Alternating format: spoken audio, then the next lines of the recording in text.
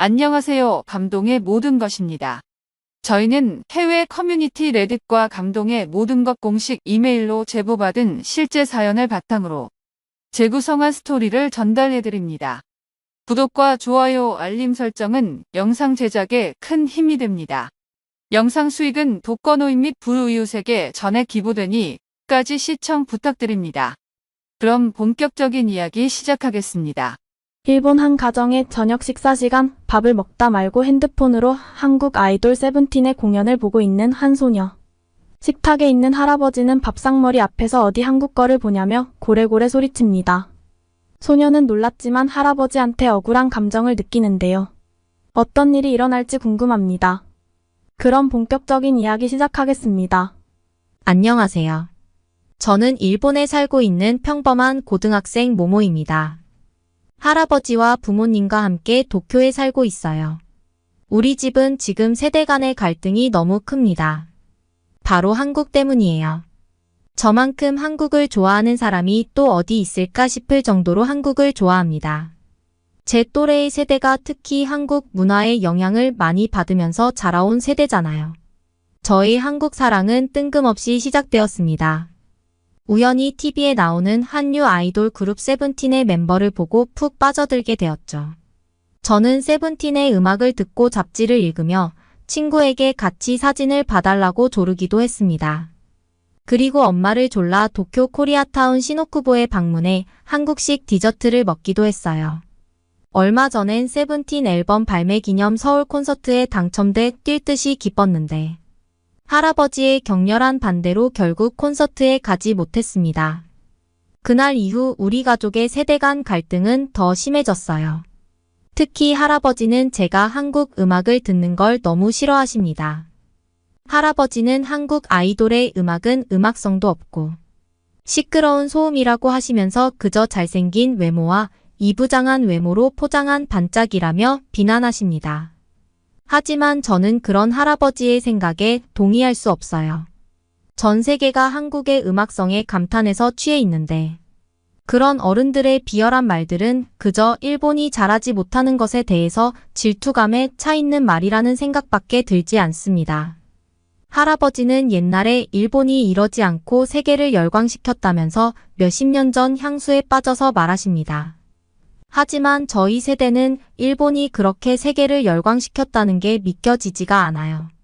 왜냐하면 당장 길거리에 나가만 봐도 일본 사람들은 키도 작고 왜소하거든요. 얼굴이 잘생긴 사람도 많이 없어요. 이런 사람들이 세계를 열광시켰을 리 없잖아요. 저의 이런 생각에 어머니는 할아버지께선 일본의 경제가 대단했고 미국과 대등한 경제 강국이어서 그런 부분에 대해 말씀하시는 거라며 할아버지 마음을 이해하자고 하십니다. 저는 엄마의 말을 듣고 최대한 이해하려고 했어요. 전 엄마가 좋거든요. 제가 한국 아이돌을 좋아하면서 음반이나 사진, 아이돌이 찍힌 물건을 사는 덕질을 좋아하는데 엄마는 저의 덕질을 후원해 주고 계시거든요. 세븐틴의 콘서트에 못 간 날 저는 몸살이 났습니다. 마음의 상처가 컸던 거죠. 엄마는 그런 저를 위해 삼계탕을 끓여주셨어요. 제가 한국 음악을 좋아하면서 한국 음식까지 찾아서 먹게 되었는데 떡볶이나 김밥을 좋아하는 다른 친구들과 달리 저는 삼계탕이 그렇게 맛있더라고요. 어느 날 가족과 저녁 식사를 다 먹고 나서 거실에서 뉴스를 보고 있는데 일본에서 불고 있는 한국의 문화를 소개하더라고요. 최근 일본의 MZ세대들을 대상으로 한 조사에서는 무려 64%가 한국을 좋아하고 답했다는 뉴스였어요. 할아버지는 혀끝을 끌끌 차시며 못마땅해 하셨어요. 그런데 그 다음 소식이 할아버지의 심경을 건드리고 말았습니다. 뉴스에서는 BTS 음악을 틀며 길거리에서 버스킹 공연을 하고 있는 대학생에게 앞으로 꿈이 뭐냐고 물었더니 한국인처럼 되고 싶다고 말하는 거였어요. 그래서 한국어를 배우고 있고 열심히 공부해서 한국 드라마를 자막 없이도 보고 실제 한국에서 대화하는 느낌을 그대로 이해하고 싶다고 했었어요. 인터뷰를 한 기자도 당황하는 기색이 역력했어요. 하지만 뉴스는 곧 이 말에 대한 증거를 보여줬는데요. 일본 문부과학성 조사에 따르면 677개, 일본 대학 중 342개 학교에서 1만 명 이상이 한국어 과목을 이수했다고 합니다. 또한 2023년 5월 NHK 어학교재의 매출 순위를 보면 4위, 8위, 12위가 한글 공부와 관련된 교재였다고 합니다. 저는 속으로 저 말이 맞다고 당연하다고 생각했어요. 왜냐면 저도 친구와 휴대폰으로 메시지 주고받을 때 종종 한국어를 써요. 현재 MZ세대의 일본인들은 꿀잼 싱쿵 멘붕처럼 한글 은어를 사용하기도 하고 크크나 흐처럼 웃음소리를 표현한 자음까지도 막 쓰거든요. 하지만 뉴스를 들은 할아버지는 얼굴에 분노가 가득 찼습니다. 그리고 이내 가족이 다 보고 있는데 텔레비전을 꺼버리고 방으로 들어가셨습니다. 저는 리모컨을 얼른 집어 다시 텔레비전을 켜려고 했는데 아빠가 제 손을 잡으시며 지금은 좀 꺼두자라고 하셨어요. 이게 뭐예요? 왜 온 가족이 할아버지의 눈치를 보고 살아야 하나요? 그러던 어느 날 드디어 일이 터지고 말았어요. 코로나가 끝나고 드디어 수학여행을 갈 수 있게 되었는데 그게 바로 딱 저희 학년부터 가능했어요. 학교에서 어디로 수학여행을 가고 싶은지 설문조사를 했는데 90% 이상이 한국으로 수학여행 가고 싶다고 했어요. 너무 압도적인 숫자의 학교에서는 한국행을 결정할 수밖에 없었습니다. 저는 너무 신이 나서 학교 갔다 오자마자 엄마에게 달려갔어요. 그리고 한국으로 수학여행을 간다는 기쁜 소식을 울먹울먹하며 전했답니다. 엄마는 제보에 뽀뽀해 주시면서 아이고, 우리 모모가 드디어 소원을 풀겠구나 하시며 여행 준비를 잘해보자고 하셨어요. 수학여행은 2달 뒤인데 저는 그동안 한국말을 많이 공부하고 싶었기 때문에 엄마에게 2달만 한국어 어학원에 보내달라고 했어요. 그때부터 한국말을 배우기 시작했습니다. 짐작하셨다시피 저희 한국으로의 수학여행은 할아버지에게 비밀이었어요. 한국이 아닌 오키나와로 간다고 했거든요. 할아버지에게 말하면 저는 여행을 못 가게 될 게 뻔하니까요. 저녁을 먹고 있는 식탁에서 할아버지가 저한테 갑자기 너 요즘 학교에서 늦게 오는구나. 무슨 일이니라고 말씀하셨어요. 저는 까맣게 잊고 아무렇지 않다는 듯이 할아버지 요즘 한국어 배운다고 정신이 없어요. 발음이 약간 어렵거든요. 학원 수업 끝나고 1시간씩 자습하고 온다고 더 늦어요 하고 말해버렸습니다. 말하고 나서 저도 깜짝 놀랐습니다. 아버지도 어머니도 저를 바라보셨고 할아버지는 수저를 놓으시고 고개를 숙인 채 구그릇만 보셨죠. 말실수를 한 제가 너무 바보 같았어요. 그런데도 한국 수학여행은 꼭 가야겠다는 마음에 저는 할아버지에게 제발 보내달라고 울면서 말했어요. 할아버지는 밥을 그만 드시고 방으로 말없이 가버리셨어요. 저는 아버지와 어머니에게도 잘못했다고 했어요. 하지만 아버지는 괜찮다고 하셨어요. 계속 할아버지를 속이는 것보다 이렇게라도 아시게 된 게 다행인지도 모르겠다고 말씀하셨죠. 저를 이해해 주시는 부모님께 너무 감사했어요. 할아버지와의 불편한 마음을 정리해야겠다는 생각에 저는 할아버지가 저녁에 종종 드시는 대추차를 타서 할아버지 방으로 갔어요. 할아버지는 창 밖을 보고 계셨고 제가 들어가니 조금 놀라시더라고요. 그런데 할아버지는 제가 생각한 반응과 달랐어요. 나가라고 소리를 지르실 것만 같았는데 의외로 차분한 언성으로 저보고 테이블에 앉아보라고 하셨어요. 할아버지는 제가 한국을 좋아하다 보니 요즘 한국이 어떤지 많이 찾아보셨다고 해요. 당신이 젊었을 당시만 해도 한국은 참 볼품없는 나라이기도 했는데 일본이 부동산 버블로 인해 전 세계가 알고 있는 잃어버린 30년을 경험하면서 한국은 발전을 거듭한 대신 일본은 멈춰 있었다고 말이죠. 그런 사이 한국은 문화까지 발전하는 게 보이셨대요. 특히 용사마라 불리는 한국 배우 배용준이 일본 아줌마들 사이에서 폭발적인 인기를 끌면서 시작된 것 같다고 하셨어요.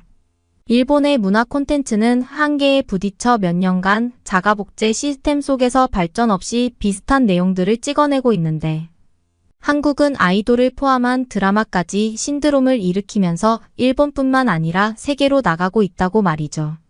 몇 년 전 한국은 공식적으로 선진국 대열에 합류했는데 그 이유도 한류 덕이라고 하셨어요. 일본 방송의 주된 분위기가 무기력함인데 반해 한국 방송은 매번 놀랍고 신선하고 재미있는 거였어요. 할아버지는 이미 한국의 문화를 인정하고 계셨던 거였어요. 단지 당신이 알고 있는 한국에 대한 감정이 안 좋아서 받아들이고 싶지 않으셨다고 말씀하셨어요. 저는 할아버지의 솔직한 마음을 알게 되어 너무 고마웠고 한편으로는 치근한 마음이 들기도 했습니다. 할아버지는 한국어를 열심히 공부하라고 하시면서 단 한 가지 부탁이 있다고 하셨어요. 당신이 90년대 한국에 일을 하러 잠시 갔었는데 그때 한국 사람들이 일본에 가지고 있는 반일 감정이 너무 심해서 식당에 가도 일본 사람이라며 밥을 주지 않고 무시받은 경험이 많았다고 합니다. 지금은 원전 오염수 방출로 인해 반일 감정 이상으로 분위기가 안 좋을 거라. 혹시라도 수학여행을 가면 나쁜 일을 경험할까봐 걱정이 된다고 하셨어요. 그래서 한국 수학여행 후 일본인을 나쁘게 대하는 느낌을 받는다면 앞으로 한국 문화에 열광하는 모습을 줄이고 일본 문화를 지키는 데도 힘써 달라고 하셨죠. 저는 그렇게 하겠다고 약속했습니다. 사실 학교에서도 이 부분 때문에 조심스럽게 움직이고 있긴 합니다. 원전 오염수 방출로 한국이 일본을 싫어하게 될 수도 있어요. 하지만 그건 한국만의 문제가 아니잖아요. 전 세계가 원전 오염수 방출에 반대하고 있는 거 알아요. 그런데 오염수 방출로 뭔가 예민해진 가운데 한국에서 또 일을 냈잖아요. 최근 항저우 아시안게임에서도 일본이 우위를 차지하던 많은 부분에서 한국이 메달을 다 가져가 버렸으니까요. 일본 내에서도 시끌벅적합니다. 특히 아버지는 그래도 축구는 일본이 잘한다였는데 얼마 전 있던 일본과 한국의 결승전에서 2대1로 지고 말았거든요. 일본 내부에서도 점점 한국에 밀리는 것들이 많아지고 있다는 걸 느낍니다. 저는 할아버지와 진중한 약속을 하고 나서 한국어 공부를 더 열심히 했습니다. 그리고 한편으론 궁금했어요. 정말 한국인들은 일본인을 싫어할까? 할아버지 말씀대로 한국은 아직 미개한 나라일까? 수학여행으로 한국에 첫 발을 디딘 날 저는 정말 행복했습니다. 인천국제공항을 통해 입국한 한국은 방송에서 보던 대로 어마어마했어요. 팬데믹 이후 수학여행이라 공항에는 한국 언론사들도 많이 왔었죠. 저와 반 친구들은 왠지 손을 흔들어야 한다는 생각에 웃으면서 카메라를 보고 손을 흔들었죠. 곧 제가 다니는 학교와 자매학교인 고등학교에 가서 참관 수업을 받았고 전주 한옥마을을 비롯해 진안 마산, 서울타워, 남대문 명동을 여행했어요. 여행 내내 제가 본 한국인은 일본인에 대한 편견이 없어 보였어요. 한국으로 여행 온 해외 관광객으로 인정해 주었죠. 친절한 배려도 많았어요. 호텔 조식에서 수학여행 단체 관광객이 편하게 식사할 수 있도록 시간을 따로 정해 주었어요. 그리고 오후에 들른 어떤 햄버거 가게에 들렀을 때 한쪽 테이블에 일본 원전 오염수에 관해 열띤 토론이 있는 걸 들었는데 그분들은 우리가 일본어로 조용하게 메뉴 주문을 하니 오염수에 관한 이야기를 일부러 멈춰주기까지 했답니다. 학교 수학여행이라는 목적 때문에 비록 아이돌 스타를 만나진 못했지만 한국을 느끼기에 충분한 시간이었어요. 넷플릭스에 보던 한국의 모습과 똑같았죠.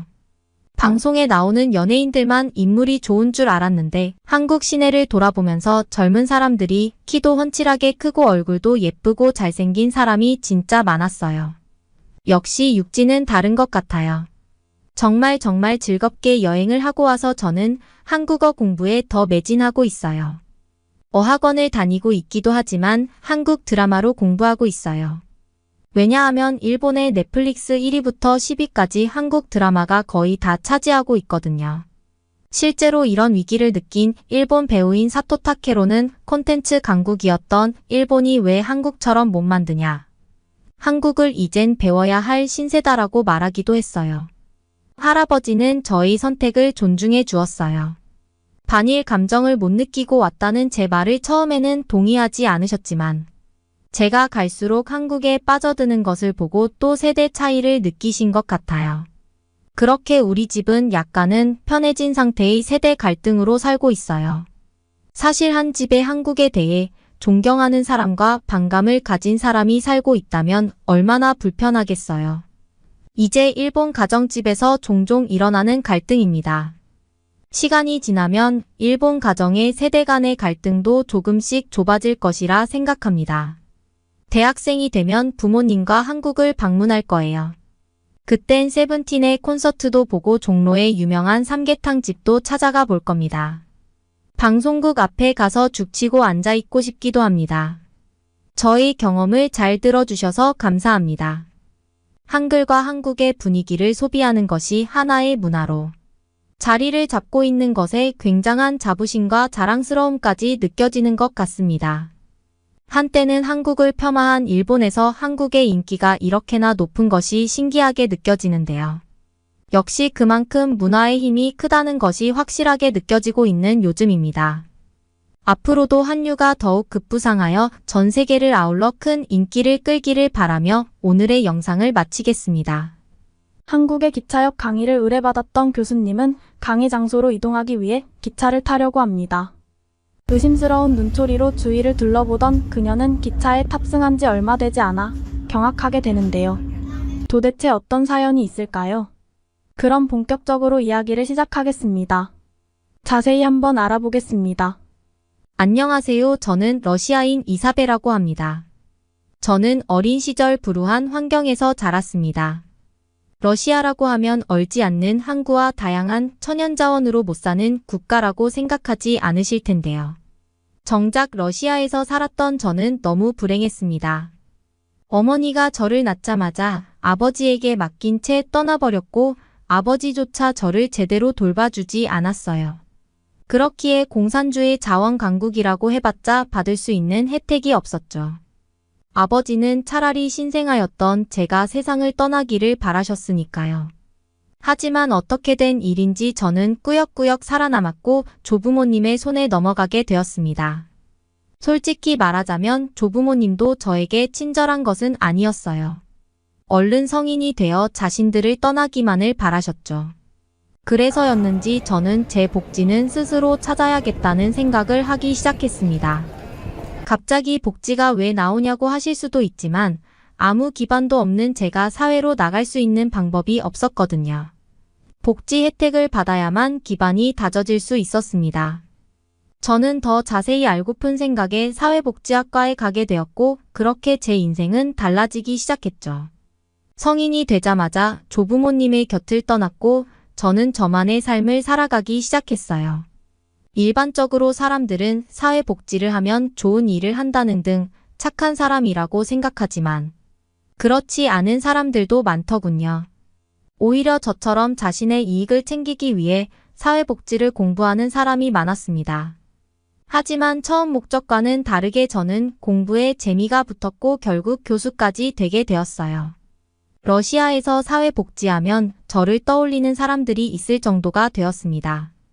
쉽지 않았지만 그래도 이 자리에 올라오니 자신감이 생기긴 하더군요. 저는 생각보다 많은 곳에서 부름을 받게 되었습니다. 심지어 다른 나라에서도 말이죠. 저는 그 중에서 가장 기억에 남는 것이 한국이었어요. 한국은 한국전쟁을 겪으면서 아주 가난한 나라였는데 어느 순간 선진국이라는 타이틀을 달고 있더군요.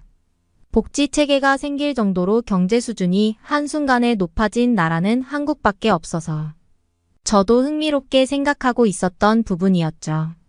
그런 나라에서 저에게 강의를 요청하다니 정말 신기했어요. 하지만 정확하게 어느 정도의 선진국인지는 제가 알 도리가 없었죠. 저는 강의를 가게 된 김에 어떤 나라인지 정확하게 알아보자는 생각을 하게 되었습니다. 솔직히 말하면 크게 기대는 하지 않았어요. 선진국이라는 타이틀만 달고 직접 가보면 그렇지 않은 곳이 많았거든요. 그래서 저는 경제지표를 맹신하는 편이 아니었습니다. 어찌 되었든 저는 한국으로 가는 비행기에 타게 되었죠. 한국에 도착하자마자 저는 제가 생각했던 것을 뛰어넘는 한국의 모습에 깜짝 놀라게 되었습니다. 새벽에 도착했는데도 공항은 전혀 위험해 보이지 않았거든요. 그 이른 새벽에도 사람들은 비행기를 타기 위해 줄을 서 있었고 모두 설레는 표정을 짓고 있었어요. 그 표정을 보니 저 또한 웃음이 나오는 것 같았죠. 그들을 뒤로 하고 저는 바로 호텔로 향하기로 했습니다. 택시를 타기 위해 바깥으로 나왔는데 정말 바람이 차가워서 깜짝 놀랐습니다. 러시아의 겨울도 굉장히 추운데 한국의 겨울도 만만치 않더군요. 저는 택시가 올 때까지 추위에 떨어야만 했어요. 겨우 택시를 잡고 호텔로 향하는데 다행스럽게도 영어를 잘하시는 택시기사님을 만나게 되었습니다.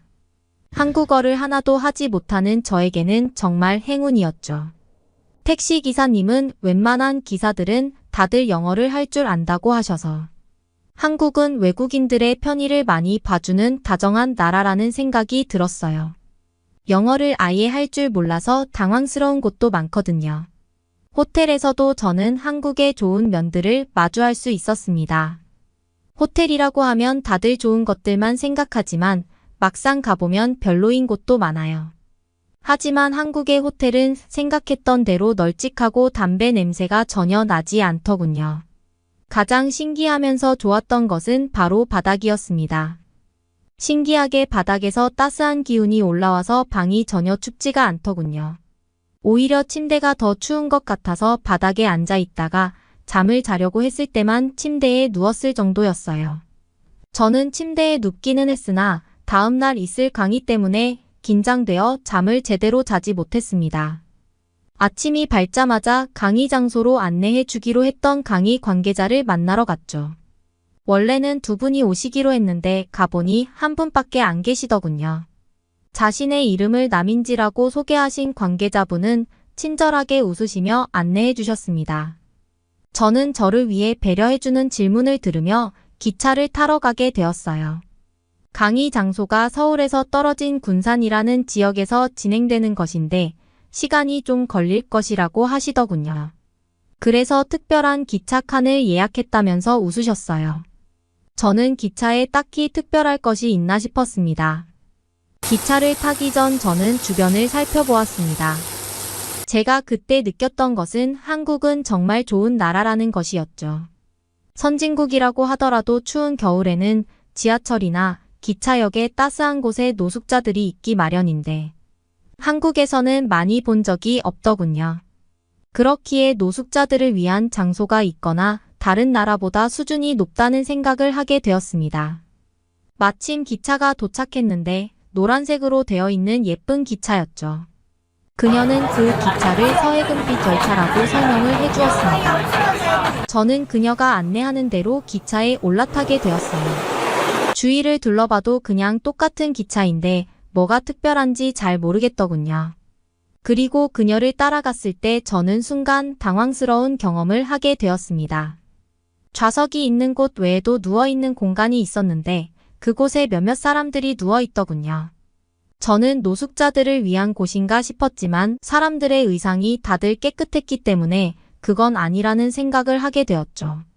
그리고 민지 씨는 저에게 하나의 방처럼 보이는 곳에 들어가더니 거기가 특별한 좌석이라는 것을 알려주더군요. 저는 의문을 가지고 다시 자세히 살펴보기 시작했습니다. 근처에는 한국 특유의 문양을 박은 문 같은 것이 달려 있었고 바닥은 대리석 같은 것으로 되어 있더군요. 기차에 침대를 설치한 나라는 보았지만 그냥 바닥을 설치한 것을 본 적은 없었기에 당황스러웠습니다. 더군다나 이 추운 날 바닥에 앉아서 간다는 것은 무리가 있다고 생각했어요. 저는 그냥 제대로 된 좌석은 없냐고 물어보려고 하는데 이미 민지 씨는 그 바닥에 앉아 있었습니다. 저는 바닥에 제 옷이라도 깔고 앉아야겠다는 생각으로 들어갔는데요. 깜짝 놀랐습니다. 바닥에서는 호텔처럼 뜨거운 기운이 올라오더군요. 민지 씨를 바라보자 그녀는 이 특별한 공간에는 온돌이 깔려 있어서 따뜻한 것이라고 설명을 했습니다. 온돌이 뭔지 모르는 저를 위해서 민지 씨는 한국 고유의 난방 방식이라는 것을 알려주시더군요. 바닥 전체를 데워 공기까지 따뜻하게 만들어주는 시스템이라고 했죠. 저는 생각하지도 못했던 문화에 깜짝 놀라며 바닥의 구석구석을 만져보았는데요. 정말 따스함이 전달되더군요. 제 남편이 건축 쪽에서 일하고 있어서 건축 양식 같은 것들은 알고 있었지만 이런 문화는 처음 접해서 놀랍더군요. 더군다나 저는 추위에 약한 편이라 항상 움츠리고 있었는데 바닥이 따스하니 몸이 데워지는 기분까지 들었습니다. 몸이 따스해져서 그런지 저도 모르게 졸음이 밀려오더군요. 아무리 그래도 처음 보는 분 앞에서 졸 수 없다고 정신을 다잡으려고 했으나 생각처럼 되지 않았습니다. 민지 씨는 잠들면 안 된다고 하시더니 저를 기차의 어떤 칸으로 다시 데리고 갔습니다. 솔직히 처음에는 기대가 되지 않았는데 온도를 경험하고 나니 기대가 되더군요. 그리고 도착한 곳은 3호차에 있는 조교 카페였어요. 기차에 조교하는 곳이 있다니 상상이나 해봤겠나요? 저는 민망함에 하지 않으려고 했으나 그녀는 잠깐이면 된다고 하며 저를 앉혔습니다. 심지어 온천수를 쓴다고 하더군요. 막상 그렇게 조교를 하고 나니 긴장감은 사라지고 몸이 녹아난 것 같았습니다. 온돌 마루실로 다시 들어갔을 때 민지 씨는 제가 피곤해하는 것을 아셨는지 바닥에 잠깐 누워보라고 하시더군요. 온돌의 진면목은 누워야 나타난다고 하시면서요. 저는 거절하지 않고 바닥에 누워보았습니다. 정말 바닥에 따뜻함이 닿으니 잠이 더 들 것 같더군요. 그리고 정신을 차리고 보니 이미 군산에 도착한 상태였습니다. 제가 눕고 얼마 지나지 않아 잠이 들었던 것이죠. 저는 기차에 온돌이 깔린 석이 있다는 것도 너무 충격적이었는데 그곳에서 세상 모르고 잠든 저에게도 놀랄 뿐이었습니다. 제가 바깥에서 그것도 모르는 사람 앞에서 잠이 들 것이라고 생각은 해본 적이 없었거든요. 하지만 정말 푹 자고 일어난 듯이 몸이 개운해졌습니다. 그런 느낌은 오랜만에 받아서 심지어 부끄러운 줄도 모르고 기지개를 펴게 되었죠. 저는 이렇게 푹 잔 것은 오랜만인 것 같다며 민망하게 웃었더니 민지 씨는 그 기운으로 좋은 강의 부탁하신다고 하더군요. 저는 그날 평소보다 더 열정적으로 강의를 진행했습니다. 청중들은 여러 가지를 물어보시면서 제 강의에 집중하시더군요. 다들 자신의 직업의 의미를 가지고 열심히 일하는 생각을 하게 되었어요. 제가 처음에 사회복지를 시작했을 때와는 다른 모습인 것 같아서 제가 부끄러움을 느끼게 되더군요. 다행스럽게도 그날의 강의는 무사히 잘 마쳤습니다. 러시아에 있는 저를 부르면서까지 한국의 복지체계에 관심을 가지는 그들의 열정에 감탄을 금치 못할 따름이었죠. 그렇게 저는 한국인들의 열정과 새로운 문화를 습득하고 러시아로 돌아오게 되었습니다. 한국에 강의를 하러 가서 제가 배우고 오는 것이 있으리라고는 상상하지 못했죠. 하지만 자신들의 고유의 문화를 여러 곳에 접목시키는 모습, 자신의 일에 열정이 가득한 모습. 저는 한국인들의 모습이 이런 것들이 아닐까 하는 생각을 가지게 되었습니다. 더군다나 저는 한국에 강의를 하러 간 것이 아니라 하나의 휴식을 하고 온 것 같았어요. 오랜 시간을 탄 기차도 아니었는데 한국 하면 그 열차부터 생각날 정도입니다. 저에게 특별한 경험을 하게 해주고 안내까지 해주셨던 민지 씨에게도 감사할 따름이죠. 언젠가 한국에 다시 갈 일이 있다면 그 기차에 다시 탑승해서 한국 곳곳을 경험해보고 싶네요. 오늘의 사연은 여기까지입니다. 응원이나 남기고 싶은 말이 있으시면 댓글로 남겨주세요. 사연자분께 전달해드리겠습니다. 저희 감동의 모든 것은 실제 사연 제보를 받고 있습니다. 채택되신 분께는 선물도 드리고 있습니다. 저희의 사연이 여러분의 하루의 작은 힘이 될 수 있었으면 좋겠습니다. 지금까지 한국의 감동적인 이야기를 전해드리는 감동의 모든 것이었습니다.